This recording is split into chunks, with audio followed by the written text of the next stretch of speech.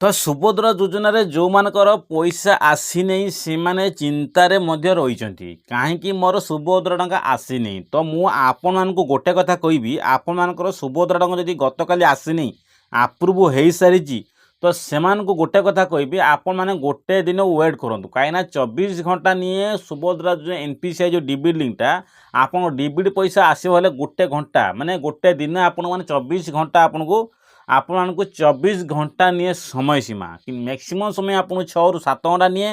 ଯଦି ଆପଣଙ୍କର କାଲି ସନ୍ଧ୍ୟା ସୁଦ୍ଧା ଆସିନାହିଁ, ଆପଣମାନେ କାମ କରନ୍ତୁ, ଆପଣ ଆଜି ଦିନ 12ଟା ହେଇଗଲାଣି, ଯଦି ନ ଆସିଥିବ ସନ୍ଧ୍ୟା ପର୍ଯ୍ୟନ୍ତ ମଧ୍ୟ ଆଜି ୱେଟ୍ କରନ୍ତୁ। ଯଦି ନ ଆସିଲା ଆପଣମାନେ ବ୍ୟାଙ୍କରେ ଯାଇ ଯୋଗାଯୋଗ କରନ୍ତୁ, ନହେଲେ ଆପଣ ସୁଭଦ୍ରା ସାଇଟ୍ରେ ଯାଇ ମାନେ ଯୋଗାଯୋଗ କରନ୍ତୁ ଟୋଲ୍ ଫ୍ରି ନମ୍ବରରେ।